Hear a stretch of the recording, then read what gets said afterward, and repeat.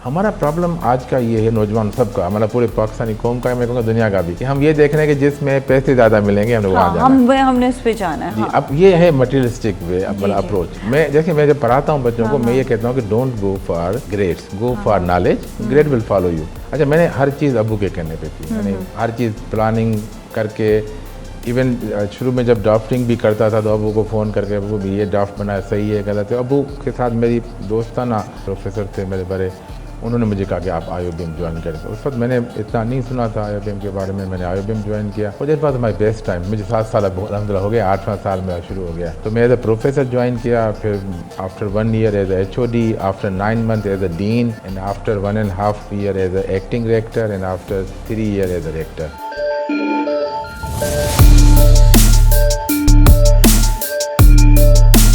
बिस्मिल्लाहिर्रहमानिर्रहीम, अस्सलाम वालेकुम। वॉइस ऑफ सिंध आप देख रहे हैं और आप देख रहे हैं प्रोग्राम बैठक में आज हमारे साथ एक ऐसी पर्सनालिटी मौजूद हैं जो पोजीशंस इनके पास हैं, सीरियसली बताऊं उस पर तो वैसे तो आना ही बहुत मुश्किल है। और अगर देखा जाए तो इनकी पर्सनालिटी, इन्होंने जिस तरह काम किया है, शायर, उसके अलावा ब्रिलियंट होस्ट भी रह चुके हैं और लिखता तो इतना खूबसूरत लिखा कि किताबें भी लिखी हैं। और इनकी ख़ास जो आपकी रेजिग्नेशन इनकी मैं बताऊं वो है ये रेक्टर ऑफ IOBM। अब आपको ये बताएं कि यूनिवर्सिटी के हवाले से अगर ये देखें तो रेक्टर होना भी it's not very easy job. तो इतनी सारी चीज़ें इनके साथ साथ ज़िंदगी में चल रही हैं और बहुत सी ख़ास बातें हैं जो इनके हवाले से हम आपको बताएंगे। तो क्यों ना हम बात करते हैं प्रोफेसर डॉक्टर तारिक रहीम सुमरो साहब से। अस्सलाम वालेकुम जी, कैसे हैं आप? ठीक ठाक है, thank you so much for being here. ये तो मैंने बड़ी अभी कहते हैं ना कि अगर मैं आपका इंट्रो बताने बैठती तो शायद अभी सारा शो तो इंट्रो में ही चला जाता। मैंने कहा क्यों ना अब आपसे भी बात की जाए। अच्छा, मैं लोगों को सबसे पहले तो अहम चीज़ ये बताऊं कि सर को बचपन में ही पोलियो हो गया था और बचपन मतलब पैदाइश के फ़ौरन बाद ही, और उसके बावजूद मैं तो आपके पेरेंट्स को बेसिकली जो है वो कहूँगी कि उन्होंने आपको हिम्मत दी कि आप आगे जाके आपने पढ़ा और आज जिस पोजीशन पर आप हैं ये उन्हीं का अक्स जो है वो उस वक्त नज़र आ रहा है। तो अपने कोई इब्तिदाई ज़िंदगी के बारे में बताएं तो फिर हम आगे जो है और देखते हैं। सबसे पहले तो शुक्रिया आपका, आपने मुझे बुलाया। Any time. अच्छा, हुआ ये कि मैं छोटा सा एक गाँव था, हम उसमें पैदा हुए। उस गांव का नाम देहात है। वैसे देहात गांव को कहते हैं लेकिन हमारे गांव का नाम टेक्निकल देहात है जी। और सिंध में जी बिल्कुल, नौशेरा फेरो डिस्ट्रिक्ट में। अच्छा, वहाँ इतनी अवेयरनेस नहीं थी उस ज़माने में पोलियो की, और मैं बड़ा हेल्दी पैदा हुआ था।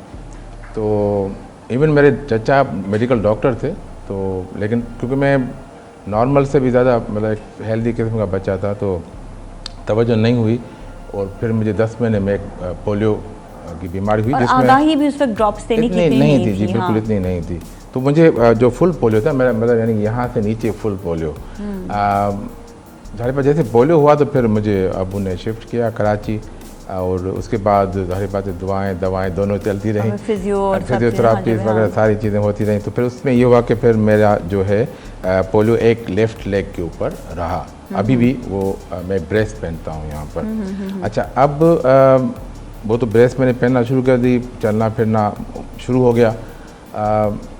फिर स्कूलिंग का वक्त आया। अब क्योंकि 10 महीने में था तो हम 5 साल के उस ज़माने 5 साल के ऊपर हम स्कूल में जाते थे, छोटे बच्चे। अब स्कूल भी एक नॉर्मल, वहाँ पर आपको पता है उसकी फैसिलिटीज़ वगैरह नहीं होती थी उस ज़माने में। तो फिर नॉर्मल स्कूल में मैंने शुरू किया। जाहिर बात है मैं एक बच्चा था छोटा सा, तो वो जो स्कूल न जाने के बहाने कोई ना कोई, एक मेरे कज़न थे वो आए हुए थे कराची, तो मैंने कहा जी मैं आज नहीं जाऊँगा स्कूल, कज़न आए में खेलेंगे। तो अबू ने मुझे ज़बरदस्ती जो है नहीं पकड़ कर गाड़ी में बिठाया, वहाँ पर किसी पियोन को बुलाया और मुझे लिटरली क्लास में फेंक दिया कि भाई आप पढ़ने जाओ। अच्छा, उस वक्त ये था कि हम फर्स्ट क्लास में नहीं आते थे, हम अपने किसी बड़े कज़न के क्लास में कुछ अर्सा उनके साथ गुजारते थे कि जी आपको ज़रा आदत पड़ जाए, फिर उसके बाद क्लास 1 में। तो जाहिर बात वो बड़े बच्चे थे तो सब हंसने लगे मेरे ऊपर। उसके बाद फिर मैंने कभी ज़िंदगी में जो है नहीं कोई नागा नहीं किया कि जी मैं नहीं जाऊँगा स्कूल या क्या। तो लाइफ चेंज हो गई उस दिन के बाद। तो फिर अबू ने मुझे बड़ा क्लियर कहा कि जी आपकी ये मसला है, लेकिन तालीम जो है ना अगर आप हासिल करेंगे और नॉलेज हासिल करेंगे तो you can overcome all these things. क्योंकि आप बाकी बच्चों से बिल्कुल डिफरेंट होंगे, तो बच्चे थोड़ा सा देखने में या बात करने में उनको हेजिटेशन होती थी, या कोई ऐसा वाकया कोई पेश आया? ऐसा नहीं, लेकिन वो जो कमेंट पास करते थे तो वो जाहिर वाला हार्ट क्या कमेंट्स पास करते थे वैसे? यही कि जी लंगड़ा जा रहा है, और ये उस पर टोंटिंग करना।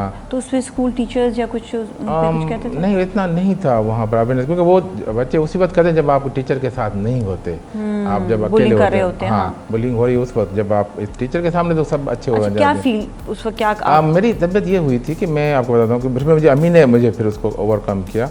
अच्छा, इस किस्म के जब भी मैं कमेंट सुनता था तो फिर मैं घर में आकर रोता था। अब घर में रोना क्या था कि मेरी आवाज़ नहीं निकलती थी, मतलब खामोशी रोना। और फिर हमारी एक बड़ा बेंगलो था जिसमें हम फर्स्ट फ्लोर पे थे, सेकंड फ्लोर पर छत थी, छत और फर्स्ट फ्लोर के दरमियान एक जगह थी जहाँ पर मैं बैठकर खामोशी से रोया कर। अच्छा, अम्मी को फील हो जाता था कि कहीं ये कोई बात हुई है, हर्ट हुआ है आज कहीं, तो फिर मुझे वो ढूंढते वहाँ उस लोकेशन पे मुझे पूछती थी क्या हुआ, फिर प्यार करती थी, लेकर आती, फिर वो बात खत्म। अच्छा, लेकिन देखिए इससे ये हुआ कि मैं जल्दी मैच्योर हो गया।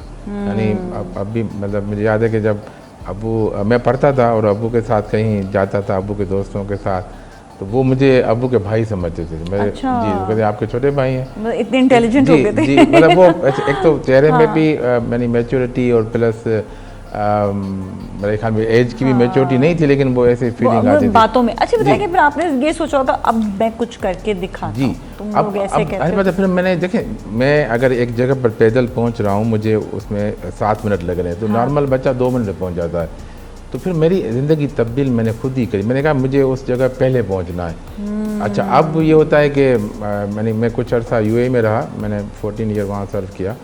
वहाँ पर मेरे दोस्त मुझे मजाक करते थे कि वो अपना टाइम सेट करते थे, क्योंकि मैं 5 मिनट पहले पहुँचे, गाड़ी में बैठा हूँ। अच्छा। जैसे ही 4 बजे तो मैंने जो है बेल ठक कर दी, तो वो अपने टाइम 4 हो गए, तारक पहुँच गए। तो ये ज़िंदगी थी। तो जाहिर बात है, फिर आपको एक चीज़ जब अल्लाह ताला की तरफ से एक चीज़ कमी होती है तो 10 चीज़ें आपकी ज़्यादा हो जाती हैं। बिल्कुल, इंसान में ये देखा तो कि इत्तेफाक ये हुआ कि जब मैं स्कूलिंग पूरी की और जब मैं कॉलेज पूरा किया तो मुझे जाना था इंजीनियरिंग साइड पर। बचपन में तो मैं पायलट बनना चाह रहा था, लेकिन फिर पायलट तो नहीं बन सकता था, तो फिर मैं इंजीनियर बनना चाह रहा था। फिर दाखिला वहाँ नहीं मिली, तो फिर कंप्यूटर साइंस बिल्कुल नया शुरू हुआ था यूनिवर्सिटी ऑफ सिंध में।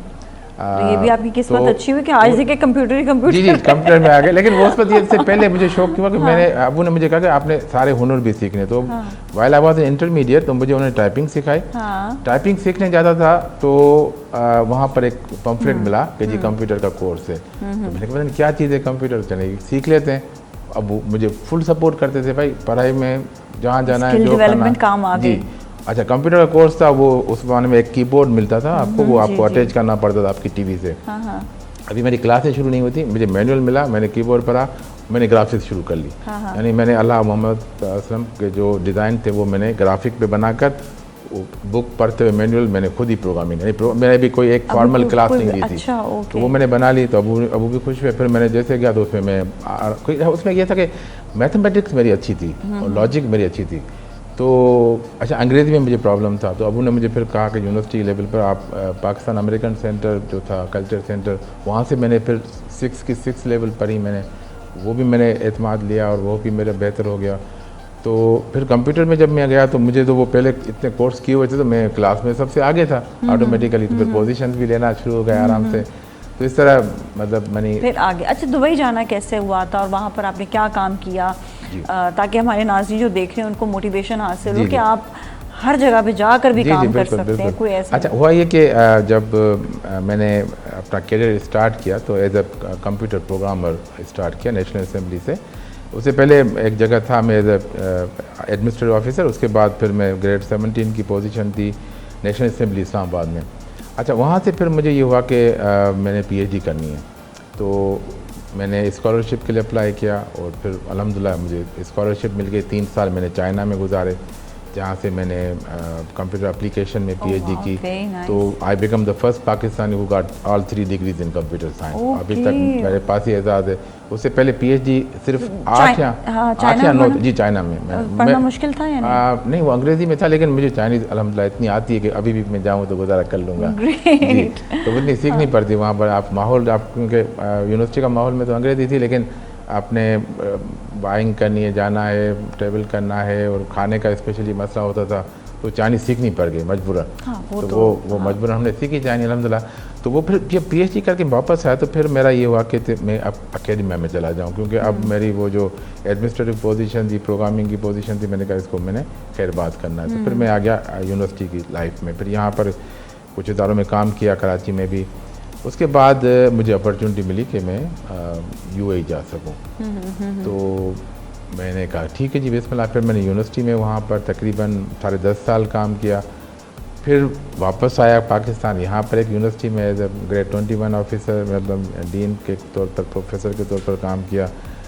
फिर जाहिर बात है वो मेरे 10.5 साल का तजुर्बा था, और पैसे भी आपको पता है दुबई के, और कन्वर्ट करें तो क्या रेट होता है। तो मैं जब यहाँ आया 6-7 महीने में मेरा अंदाज़ा हो गया कि पाकिस्तान में रहना गवर्नमेंट में मुश्किल है। अच्छा नहीं है। Then again I went back, क्योंकि फिर कुछ फाइनेंशियल इशूज़ थे, अब उन्होंने कहा वापस जाएँ। फिर मैं दुबई में 3 साल मैंने लगाए। फिर वापस आया तो मैंने कहा कि नहीं, अब प्राइवेट सेक्टर में जाऊंगा, क्योंकि अब जो गवर्नमेंट सेक्टर की तनख्वाह है वो जाहिर बात है मेरी ज़रूरतें या जो मेरे खर्चे हैं उसको पूरा नहीं कर सकती। तो वहाँ पर मैंने तकरीबन 4 यूनिवर्सिटीज़ में काम किया, मुख्तलिफ पोजीशन पर, as a professor, as a HOD, इस तरह। तो वो भी अच्छा एक्सपीरियंस रहा। दुनिया के सारे मुल्कों से लोग वहाँ पर थे। तो IOB का कैसा, IOBM का एक्सपीरियंस कैसा है, और वहाँ पर एजुकेशन सिस्टम कैसा है, ज़रा इसके बारे में जी बिल्कुल। अच्छा, मैं जब पाकिस्तान से वापस यूएई से दुबई से पाकिस्तान आने का जो फैसला हुआ मेरा, तो अबू की तबीयत सही नहीं थी, तो उन्होंने कहा कि आप वापस आ जाएँ। अच्छा, मैंने हर चीज़ अबू के कहने पे की, यानी हर चीज़ प्लानिंग करके। इवन शुरू में जब ड्राफ्टिंग भी करता था तो अबू को फ़ोन करके, अबू भी ये ड्राफ्ट बनाया सही है गलत है। अबू के साथ मेरी दोस्ताना एक। आप लोग कितने बहन भाई हैं? हम 2 भाई और 1 बहन है। 2 भाई और 1 बहन। आप सबसे बड़े हैं? मैं सबसे छोटा हूँ। अच्छा, सबसे छोटे हैं। Okay okay. तो उसमें ये हुआ कि जब मैं, सारी बातें जो भी डिस्कशन होता था, तो अबू ने मुझे कहा कि नहीं, अब आप वापस आ जाएँ, अब आई नीड यू। मतलब उनकी तबीयत ज़रा बेहतर नहीं थी। तो फिर मैंने कहा कि कहाँ आऊँ। तो फिर हमारे एक कांटेक्ट थे, प्रोफेसर थे मेरे बड़े, उन्होंने मुझे कहा कि आप IOBM ज्वाइन करेंगे। उस वक्त मैंने इतना नहीं सुना था IOBM के बारे में। मैंने IOBM ज्वाइन किया, और देर बाद हमारी बेस्ट टाइम, मुझे 7 साल अल्हम्दुलिल्लाह हो गया, 8वां साल मेरा शुरू हो गया।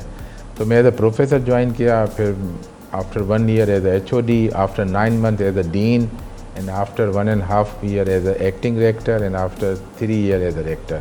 तो इस तरह यहाँ पर भी जो है वो सिलसिला चलो। आपके मैं शायरी के हवाले से भी बात करूँगी, लेकिन उससे पहले मैं चाहती हूँ कि क्योंकि अब नाज़रीन देख रहे हैं, तो थोड़ा एजुकेशन के हवाले से बात हो, और बच्चे जिस फील्ड में जा रहे हैं ज़्यादातर उसके हवाले से बताएं, एजुकेशन सिस्टम के हवाले से बताएं। अच्छा, अब इसमें बड़ा इम्पोर्टेंट क्वेश्चन एजुकेशन सिस्टम का। हमारे यहाँ जब हमारा वक्त था, जब मैं जब कंप्यूटर में गया यहाँ, तो वो तो मशवरा अब वालिदैन से लेते थे हम। अच्छा, उस वक्त मशवरा लेते थे, यहाँ वालिदैन कहते आपने यहाँ जाना है। अब थोड़ा सा माहौल डिफरेंट हो गया। अब क्या है? अब 2 P's हम यूज़ करते हैं, एक पेरेंट प्रेशर और एक पीयर प्रेशर। अच्छा। तो पीयर प्रेशर ज़्यादा हैवी हो गया कि अब जो स्टूडेंट है वो कहता है कि जी मेरा दोस्त जिसके साथ मैंने इंटरमीडिएट या A लेवल पढ़ा है, मुझे उसी के साथ वो वहाँ उस यूनिवर्सिटी में जा रहा है, उस टेक्नोलॉजी में जा रहा है, मुझे वही लेनी है। ये प्रेशर मैं देखता हूँ कि ज़्यादा अब हो गया है। अब जब हम इंटरव्यू ले रहे होते हैं तो कुछ बच्चे तो बिल्कुल क्लियर होते हैं कि मुझे BBA करना है, या मुझे BS करना है कंप्यूटर साइंस में, या मुझे इकोनॉमिक्स में, या मैथ में, या इंजीनियरिंग, बड़े क्लियर होते हैं। कुछ बच्चे क्लियर नहीं होते, वो कहते हैं जी हमें बस ये दोस्त यहाँ जा रहा है तो हम, हाँ मेरे वो भी कर रहा तो मैं भी आ रहा हूँ। तो ये एक अजीब सी हम लोग बड़े डिफरेंट बच्चे थे। मैं तो बड़ी सेल्फिश थी वैसे, मुझे याद है। मैं कहती थी दोस्त जहाँ मर्जी जाए, मेरा जो दिल है मैं तो वो करूँगी। उसमें ये होता है कि जो आपकी तरह का होगा या मेरी तरह का होगा, हम अपना सिलेक्शन कर लेंगे, बाकी को ड्रैग करेंगे अपनी तरफ। हमारे साथ आना है तो अब लेकिन ये बच्चे जो है, लेकिन आप क्या, अच्छा आप क्या मशवरा देंगे कि बच्चों को क्या करना चाहिए? देखिए, बच्चों को वो करना चाहिए जो उनका शौक हो, जो वो अपने दिल से देखें, अपने दोस्तों को ना देखें, अपने वालिदैन को भी ना देखें, क्योंकि अभी भी प्रेशर है कुछ सोसाइटीज में कि जी। अच्छा, एक सवाल, बच्चे खुद से कैसे जज करें कि वो किस चीज़ में अच्छे, कोई ऐसी टिप या टेक्निक बताएं जिससे वो अपने आप को जज कर सकें? देखिए आजकल का बच्चा वो बच्चा नहीं है जो हमारे ज़माने का था। हाँ, देखिए वो आप तो हर चीज़ क्लिक अवे। अच्छा आपके देखें, एक बच्चे को जब वो समझता कि मैं मैथमेटिक्स में अच्छा हूँ, अब वो उसको वो फील्ड चाहिए जिसमें मैथमेटिक्स का ज़्यादा है। अच्छा अब कंप्यूटर साइंस में मैथ है, डेटा साइंस में मैथ है, इंजीनियरिंग में मैथ है, तो अब वो उसको पहले तो फोकस करना होगा। एक बच्चे को मैथ मुझे नहीं आती जी, मैं हमें क्रेमिंग में रट्टा लगाने में होशियार हूँ या होशियार हूँ, तो वो अच्छा अब उसमें फिर उसको बॉटनी पे या जूलॉजी में थोड़ा बहुत है, तो भाई आप मेडिकल की तरफ जाएं। अच्छा एक को आर्ट्स की तरफ है, भाई आप क्यों साइंस की तरफ आ रहे हैं? आपको पेंटिंग ही जाना है, आपने शायरी करनी है, तो आप साइंस को छोड़े। हाँ देखिए, एक तो पहले हम सब्जेक्ट वाइज, हम स्कूल के लेवल पर सब्जेक्ट वाइज हम देखते हैं कि बच्चे की जो है कैपेबिलिटी कौन से सब्जेक्ट में ज़्यादा है। अच्छा वो फिर टीचर हमें बता देते हैं, अब भी बता देंगे कि आप इसमें बेहतर हो, आप हम बच्चे देखेंगे हमारे ग्रेड इसमें ज़्यादा है, इट मीन्स कि हमें थोड़ा सा बहुत अच्छा। अब सेकंड लेवल पर क्या होता है कि उस पर्टिकुलर सब्जेक्ट के ऊपर कौन कौन सी फील्ड्स आपके पास आ रही हैं। हमारा प्रॉब्लम आज का ये है, नौजवान सबका, हमारा पूरे पाकिस्तानी कौम का, मैं कहूँगा दुनिया का भी, कि हम ये देख रहे हैं कि जिसमें पैसे ज़्यादा मिलेंगे हमने वहाँ जाना है, हमने उस पे जाना है। जी अब ये है मटेरियलिस्टिक वे अप्रोच। मैं जब पढ़ाता हूँ बच्चों को, मैं ये कहता हूँ कि don't go for grades, go for knowledge, grade will follow you. Knowledge के लिए अब हमारा कोई बच्चा ये नहीं है नहीं आप इंटरव्यू ले लें, कोई कहेगा मैं इल्म हासिल करने तो आया नहीं हूँ, मैं तो डिग्री लेने आया हूँ कि मुझे आगे जाकर मुझे बताएं कि जब बच्चा नॉलेज हासिल करता है डिग्री के साथ, degree must of course, degree के साथ नॉलेज हासिल करता है, तो उस बच्चे में और उस बच्चे में जिस पर खाली डिग्री होती है, फ़र्क क्या होता है? फ़र्क ये होता है, देखें जी, अब अगर एक बच्चा डिग्री नॉलेज के साथ आ रहा है तो वो जॉब क्रिएटर बनेगा, वो नई नई इनोवेशंस के साथ आएगा। और जो बच्चा सिर्फ डिग्री हासिल की उसमें नॉलेज है, वो जॉब सीकर बनेगा। ओके। जो एंटरप्रेन्योरशिप यही है कि आप हम उस बच्चे को इतना समझा दें, पढ़ा दें, नॉलेज दे दें कि वो खुद जो है अपने पाँव पे खड़ा रहे, जबकि न कि किसी को रिक्वेस्ट करे कि मुझे जी आप ये जॉब दें या ये करें। ये फ़र्क है।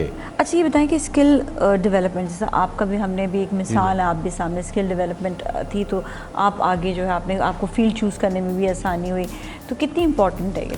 देखिए आजकल तो ये सूरत हाल है कि जो ह्यूज कंपनीज़ हैं, गूगल हो गई, माइक्रोसॉफ्ट हो गया, दूसरी जो भी कंपनीज़ हैं, एप्पल हो गई, अब ये इनको तो डिग्री की ज़रूरत ही नहीं, दे नीड स्किल्स। वो स्किल एक छोटा सा कोर्स है जो आप 3 महीने में कर लें, आपको जॉब मिल जाएगी, या वो 6 महीने में कर लें स्किल डेवलप, आपको जॉब मिल जाएगी। तो आजकल जो ट्रेंड हो रहा है वो चेंज हो रहा है। हम जो यूनिवर्सिटी में जो एडमिनिस्ट्रेटर्स हैं, हम भी अब इसको अंडरस्टैंड कर रहे हैं कि हम अपने करिकुलम में उन स्किल को शामिल कर रहे हैं। वरना अदरवाइज वो बच्चा जब निकलेगा तो उसको तो स्किल तो आ नहीं रही होगी जो रिक्वायर। अच्छा अब हमारी जो इंडस्ट्री की जो रिक्वायरमेंट है वो भी डिफरेंट है। हम जो पढ़ा रहे हैं वो इंडस्ट्री से बिल्कुल डिस्कनेक्ट है, डिस्कनेक्ट है। ओके। तो अब उसको कनेक्शन करना, ब्रिज करना, अब हम जाहिर बात है फिर रिफॉर्म्स लाते हैं। लेकिन हमारे लिए एक थोड़ा सा मसला होता है, वो होता है कि हमारी जो एक्रेडिटेशन बॉडीज़ होती हैं उनके कुछ लवाजमात होते हैं कि आपने ये पर्टिकुलर कोर्स पढ़ाना है, इसमें ये कॉन्टेंट पढ़ाना है, तो उस पर हम थोड़े से, वो तो ज़रूरत एक्चुअली एजुकेशन की है, लेकिन साथ साथ जैसा आपने बताया कि स्किल डेवलपमेंट पे भी काम हो रहा है, which is really really good. और अगर बच्चे जो हैं उनको खुद भी आई थिंक इंटरेस्ट लेना इस चीज़ में बेइंतहा ज़रूरी है कि वो इंटरेस्ट भी लें। बिल्कुल, कंप्यूटर साइंस की ऐसी फील्ड है कि अगर आप कोई स्किल नहीं आएंगे ना, आपको डिग्री मिल जाएगा, आपको कोई जॉब नहीं देगा, आपको कुछ आता ही नहीं होगा। तो इस इशू इसके जब टीचर पढ़ा रहा है तो बच्चा सिर्फ पढ़ता है कि मुझे मार्क्स चाहिए, A ग्रेड चाहिए, वो बच्चा फिर आगे नहीं। अच्छा ये कैसे पता चल जाता है कि आगे अब ये बच्चा जो है ये A ग्रेड वाला है और ये बच्चा जो है ये इसमें स्किल्स हैं, तो और ये अगर उसमें वो ग्रेड्स नहीं लेकर आ रहा, उसकी अपनी जो है वो मेंटल हेल्थ उसकी बेहतर है और वो स्किल्स में ज़्यादा अच्छा है, तो फिर इसके लिए फिर क्या करते हैं, किस तरह से वो एक टर्म हम यूज़ करते हैं, हैकर। अब हैकर लफ्ज़ अब तो नेगेटिव हो गया है, लेकिन 1960 की जो अगर आप इंग्लिश डिक्शनरी खोलेंगी तो हैकर वो बच्चा है जो इतना एक्टिव नहीं है क्लास में भी रात को वो पढ़ता है, जागता है, सुबह को वो जमाया दे रहा होता है क्लास में, लेकिन उसकी नॉलेज ज़्यादा होती है, वो प्रैक्टिकल एस्पेक्ट जानता है। तो हो क्या रहा है कि हमारा जो एक निज़ाम है, हमारे ज़ाहिर बात है, हमें भी उस्ताद हूँ, मैं अपनी बात करूँगा कि हम उस्ताद ऐसे हो गए, हम कहते हैं एक सेट पैटर्न है, मैंने इसी तरह एग्ज़ाम देना है, अच्छा, अब वो अगर मेरी तरह का उस्ताद होगा, वो सेट एग्ज़ाम देना है, तो वो अगली 10 साल तक जो बैचेज है उनको पता है कि डॉक्टर सुमरो का एग्ज़ाम ऐसे होना है, तो इसको पास करने के लिए ये करना है। वो एक बच्चे एक दूसरे की हेल्प कर रहे होते हैं। लेकिन अगर मैं टीचर, अगर मैं इनोवेटिव हूँ, मैं एग्ज़ाम ऐसे दे रहा हूँ कि बच्चों में रट्टे वाली चीज़ ना हो और वो उसमें सोचें और क्रिटिकल थिंकिंग करके उसको सॉल्व करें, तो फिर वो बच्चे सारे लर्न भी करेंगे मुझसे और वो कुछ परफॉर्म भी करेंगे। अदरवाइज़ तो वो मेरे ख्याल में वो मुश्किल हो जाएगा। तो हमारे यहाँ पाँच उंगलियाँ बराबर नहीं है, तो हमारे पास मिक्स ऑफ टीचर्स हैं। हम कोशिश करते हैं कि हम टीचर्स डेवलपमेंट करें उनको। हम अभी जो भी लास्ट 2-3 ईयर्स से, क्योंकि मैं डायरेक्टर काम कर रहा हूँ, तो हमने जो भी हम इनटेक ले रहे होते हैं, हम उनको ट्रेन कर रहे होते हैं 2-3 दिन के लिए। देखो ट्रेनिंग तो खैर ज़रूरी, आप कोई किसी भी ऑर्गेनाइजेशन में आएंगे तो उनके लिए उस माहौल को समझने के लिए, उस चीज़ को समझ, ट्रेनिंग तो इससे इम्पोर्टेंट। अच्छा, आते हैं आपकी शायरी की तरफ। शायरी का शौक़ कब से आपको हो? अच्छा, असल में ये भी ख़ानदानी एक समझे था कि मेरे जो पढ़नाना थे वो एक आलिम थे, आलिम दीन थे जी। अच्छा, उन्होंने फिर ज़ाहिर बात है सिंधी में शायरी की और बहुत सारी किताबें लिखी। तो मुझे एक शौक़ हुआ कि उनकी जो एक बुक थी, मैंने कहा मैं इसको ट्रांसलेट करूँ उर्दू में। वो आपके पास से थी? जी, वो उनकी सिंधी में बुक थी। मैंने कहा उसको उर्दू में ट्रांसलेट, क्योंकि देखिए उर्दू लैंग्वेज जो है वो ज़्यादा पढ़ी जाती है। एग्जैक्टली, हाँ। तो इस तरह वो जब मैंने उसको किताब को उठाया तो उसमें तो एक तो शायरी बहुत थी उसमें। तो फिर मुझे भी थोड़ा शौक़ हुआ। अब उस किताब को मुझे ट्रांसलेट करते में 4 साल लगे, लेकिन 12 साल के बाद मैंने पब्लिश की। तो वो सूफ़ी शायरी है या? वो सूफ़ी शायरी है कम्प्लीटली। तो फिर मैंने भी हमद और नात के ऊपर और मनकबत के ऊपर मैंने काम शुरू किया। उसके बाद ज़ाहिर बात सिंधी उर्दू में, पहले उर्दू में शुरू की शायरी, क्योंकि मैं उर्दू में किताब ट्रांसलेट कर रहा था, उनकी शायरी को ट्रांसलेट कर रहा था। फिर मुझे ज़ाहिर बात है पहले मैंने 1-2 किताब भी छोटी सी लिख ली, लेकिन उसमें मुझे नहीं पता था कि शायरी के लवाज़मात क्या हैं, वज़न क्या है, बहर क्या है, काफ़िया, रदीफ़, कुछ नहीं पता था। फिर एक दोस्त ने मुझे किताब ला के दी, मैंने सारी पढ़ी। मैं मैथमेटिशियन हूँ तो मुझे वो चीज़ें सारी फार्मूला समझ में आ गए। उसके बाद जब मैं शायरी के, सारी बात है शायरी अब कम होती है, लेकिन अब वो मेरी बैलेंस होती है हर तरह से। अच्छा, इस तरह फिर सारी बात मैं ह्यूमन हूँ। अब ज़ैनब का वाक़या हुआ, उस पर ईदी साहब फोत हो गए, उस पर मैं देखता हूँ ज़माने में क्या हो रहा है, तो फिर वो जो मेरा जहन बादर होता है तो फिर मैं बैठ जाता हूँ उसी पर। जब तक शायरी नहीं करता तब तक मैं उठता नहीं हूँ। कुछ लोग पेंटिंग करते हैं, कुछ लोग लिखते हैं, आर्टिकल लिखते हैं, कुछ हर एक का अपना तरीका होता है। एक तरीका तो मुझे मेरा एग्जॉस्ट जो पॉइंट है वो पोएट्री है। आप मैं कुछ सुना ज़रूर चाहेंगे? जी बिल्कुल। जैसे मैं अभी तो ये तो पॉजिटिव पोएट्री भी है। मैं चाहता हूँ कि कुछ चीज़ें दुख वाली भी होती हैं, वो भी अलग साथ में रखते हैं। जो आपका जी आप समझते हैं बेहतर है वो सुनाइए। जी बिल्कुल। अच्छा, ये मेरी नज़म है पाकिस्तान के ऊपर कि हरसूं करूँ ऐलान, हरसूं करूँ ऐलान पाकिस्तान जिंदाबाद, ये मेरा है ईमान पाकिस्तान जिंदाबाद, ईमान इत्तेहाद यकीन मेरा नारा है, ये मैं करूँ बयान पाकिस्तान जिंदाबाद, परचम करूँ बुलंद हर डगर हर गली, सरसब्ज़ हर ज़मान पाकिस्तान जिंदाबाद, खुशहाल हर किसान मज़दूर बने अमीर, ऐसा हो मेरा पाकिस्तान पाकिस्तान जिंदाबाद, इकबाल के ख्वाबों को मिले यहाँ जिला, रोशन हो हर निशान पाकिस्तान जिंदाबाद, कायद के उसूलों पे रहें सारे मुस्तहकिम, जमूर की हो यक ज़बान पाकिस्तान जिंदाबाद, एक काश देहाती बने हम एक कौम, हर कूचा हो मेरा मकान पाकिस्तान जिंदाबाद।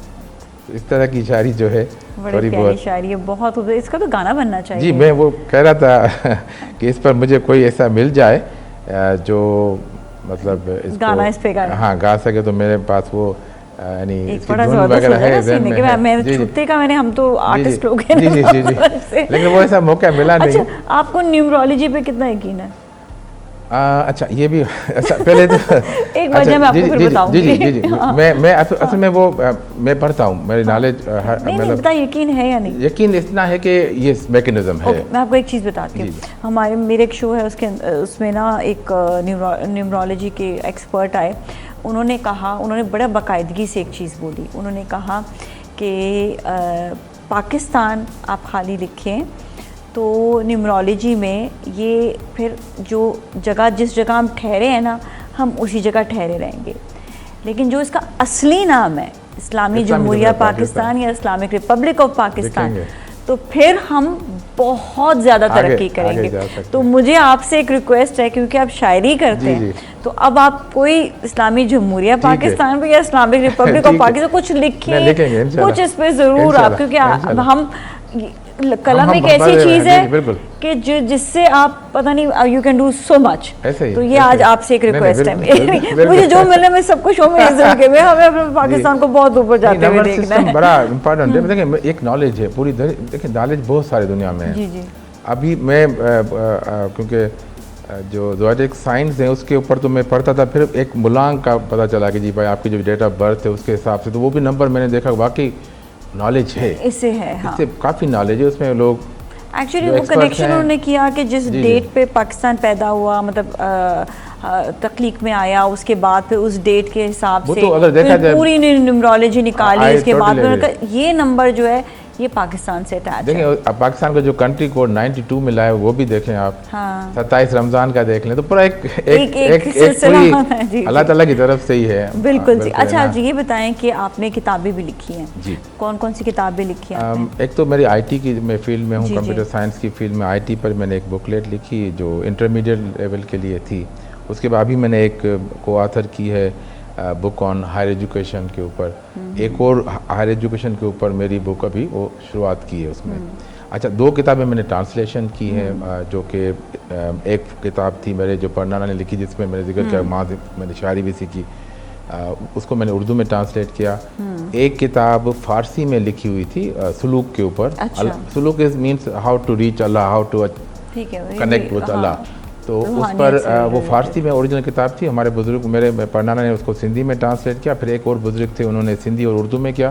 तो मुझे फ़ारसी तो नहीं आती, तो फिर मैंने सिंधी और उर्दू की पढ़कर उसको इंग्लिश में ट्रांसलेट किया। उसमें मेरे पास है नहीं बुक, मैं आपको ज़रूर जी, मैं जी। अगली बार कभी लाऊंगा।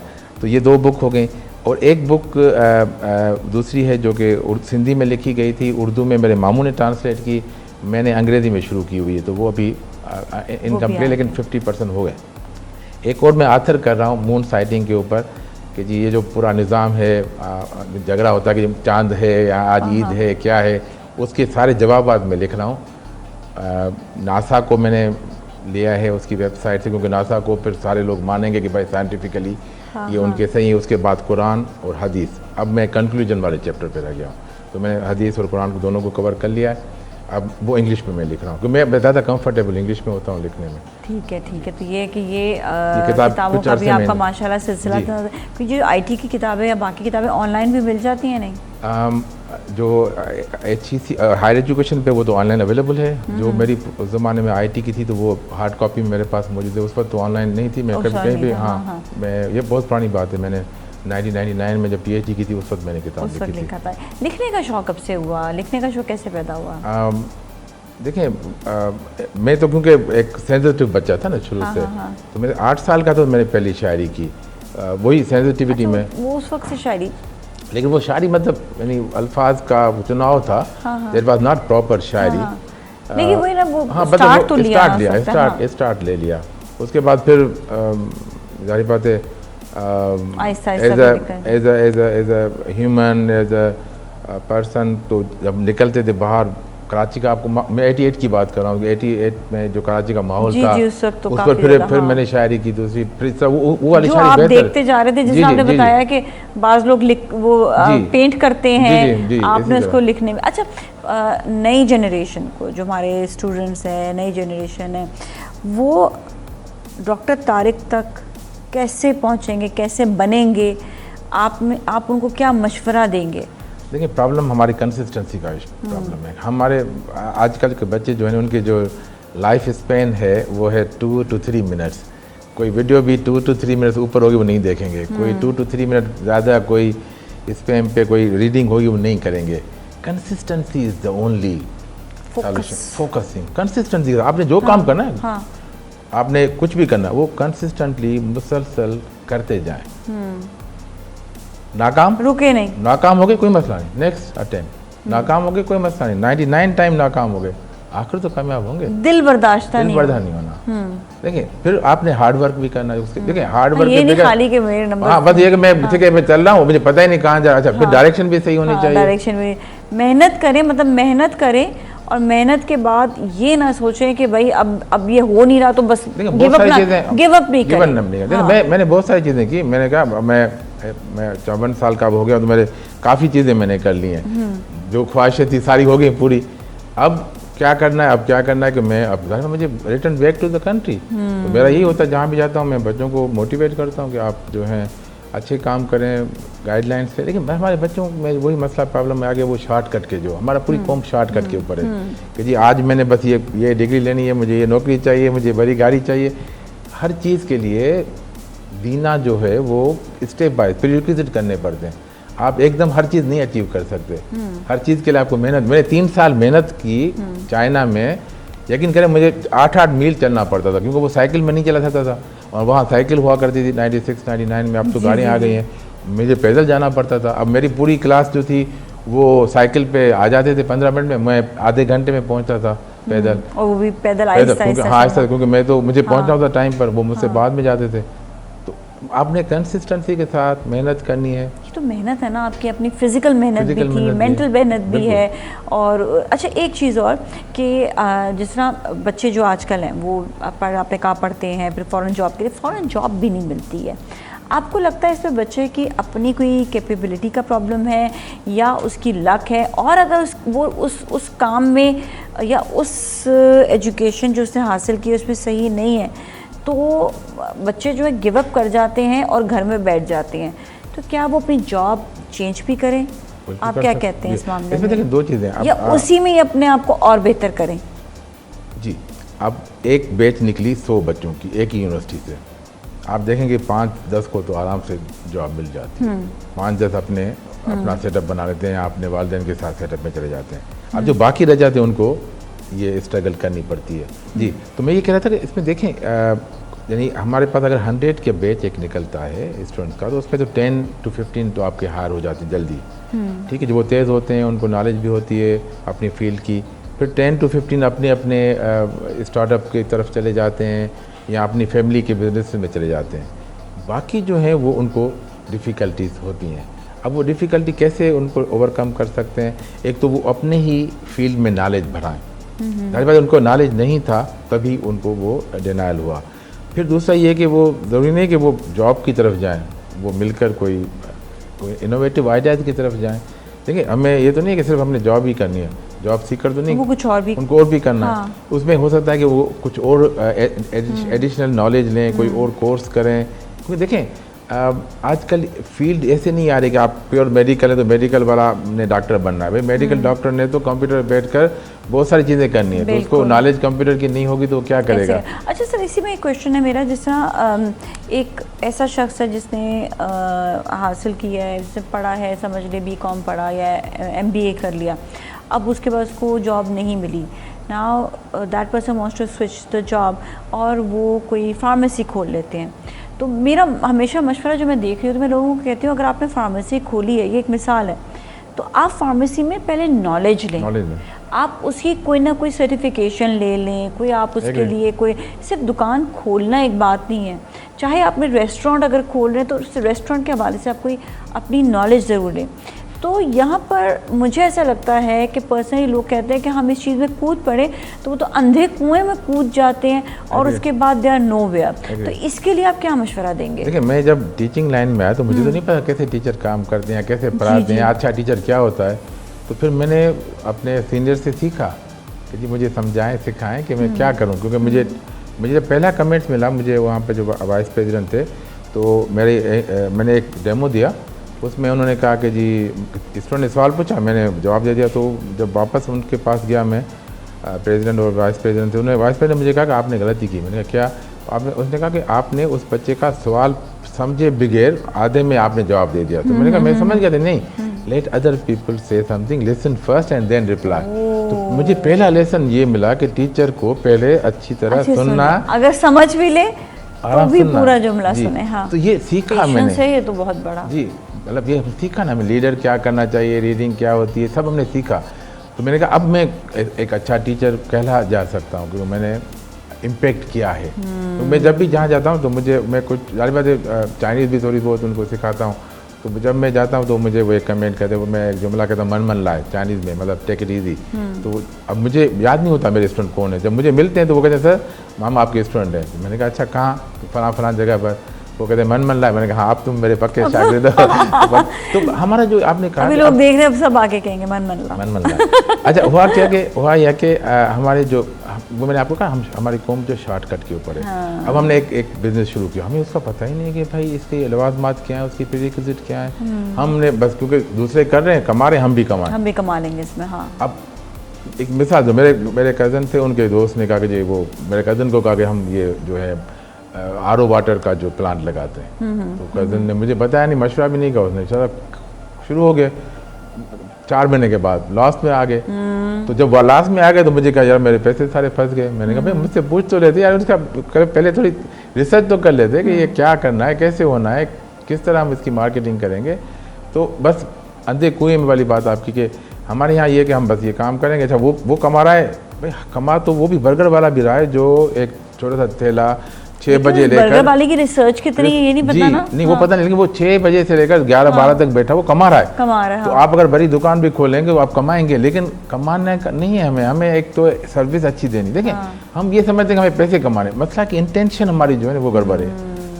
इंटेंशन हमारी ये होनी चाहिए कि हमें एक अच्छी प्रोडक्ट, अच्छा फूड हमें खिलाना है। तो जब आप नियत साफ रखेंगे तो आपको अल्लाह ताला भी मदद करेंगे। ईमानदारी से सही तरीके से इसको हमने आगे फॉरवर्ड तो यहाँ आई एम सॉरी बट हमारी जो इंटेंशन होती है पैसे कमाना है। मैंने ये दुकान खोली है, मैंने ये काम करना बस पैसे के लिए। अच्छा सर मैं एक चीज़ नोट कर रही थी, वैसे भी मैं कहा यार इनके पास इतना पैसा होता है, उनके पास इतना पैसा है, फलाने के पास इतना पैसा है, उनके पैसे नज़र नहीं आते हैं। मतलब ऐसे लगता है कि उनके पैसे ख़त्म हो जाते हैं और फिर से वो दोबारा से ज़ीरो से शुरू करते हैं और वो फिर वही अपना क्रुक माइंड लेकर ही वो जा रहे होते हैं। और जो ईमानदारी से, जैसे आपने कहा ना कि काम ईमानदारी से करो तो खुद, और वो उनका पैसा हमेशा रह जाता है अपने पास जो ईमानदारी से अल्लाह ताला की तरफ से बरकत होती है। बिल्कुल आप अच्छा नेक काम करेंगे, नेक नियति करेंगे तो अल्लाह ताला खुद ही मदद फरमाते हैं। अच्छा एक और सवाल और स्पेशली होस्टिंग के हवाले से। ठीक है, होस्टिंग के हवाले से बताएं कैसा एक्सपीरियंस रहा था? अच्छा होस्टिंग से पहले मुझे उन्होंने कहा कि आप कुछ प्रोग्राम में हमारे एज गेस्ट आ जाएँ, तो मैं गेस्ट आता रहा। टेलीविजन पे आते रहते हैं गेस्ट? नहीं उस वक्त मैं शुरुआत की थी। अब तो खैर तकरीबन सारे चैनल में जाता हूँ। अच्छा उसके बाद क्या हुआ कि मैंने उनको पूरा प्रपोजल दिया कि मैं एजुकेशन से ताल्लुक़ है, तो मैंने कहा मैंने एजुकेशन पे प्रोग्राम। अच्छा एजुकेशन में आपको पता है बहुत कम चैनल इन्वेस्ट करते हैं। अच्छा मैंने उनको कहा जी मैं क्योंकि नया भी हूँ और मुझे आपने कोई पेमेंट भी नहीं करनी, मेरे गेस्ट को आपने एक अजरक का गिफ्ट देना है, बाकी कुछ नहीं है। अच्छा उस पर फिर मैंने प्रोग्राम शुरू किया। फिर टीम भी कोई नहीं थी, तो सारी चीज़ें मैं रिसर्च करके पहले गेस्ट को बुलाता था, उनको ब्रीफ करके जी ये सवाल आते होंगे, ऐसे होगा। मुश्किल सवाल एक प्रोग्राम में आया था मेरा, क्योंकि वो जब मदरसा तालीम के ऊपर मैंने बात की थी, मौलवी साहिबान को बुलाया था, तो उनसे मैंने कहा भाई आप नाराज़ नहीं होगा, ये सवाल पूछूंगा। तो उन्होंने कहा हाँ ठीक है। कुछ ऐसे सवाल थे वो मेरे रिकॉर्डेड हैं, यूट्यूब पे मौजूद हैं। तो मेरे अल्हम्दुलिल्लाह 25 प्रोग्राम रिकॉर्डिंग की, 2 में जो है रीटेक हुआ, एक में तो उन्होंने रिकॉर्डिंग शायद नहीं हुई थी, उन्होंने कहा दोबारा करें। दूसरे में मेरा एक क्लोज दोस्त था, तो वो हंसता तो मुझे बस ही आ गई, तो मैंने कहा नहीं वापस करते हैं जरा। बाकी मैंने ऐसे रिकॉर्ड किए जैसे हम लाइव प्रोग्राम कर रहे हैं। ओके वाओ वेरी ज़बरदस्त। तो वो भी एक्सपीरियंस आपके ज़बरदस्त रहे। Sir thank you so much आपका शो में तशरीफ़ लाने का, इतनी इंपॉर्टेंट बातें आपसे पता चली, और स्पेशली जो सक्सेसफुल लोग होते हैं उनके बारे में जानकर बहुत अच्छा लगता है कि जो नई जनरेशन है और उनके वालिदैन भी, जनरेशन के वालिदैन भी देखें और सुने कि आखिर किस तरह से एक शख्स कामयाबी की जानिब जाता है। ये सिर्फ 1 या 2 दिन की बात नहीं होती है, इसके पीछे एक कहानी होती है, वो भी मेहनत की कहानी होती है।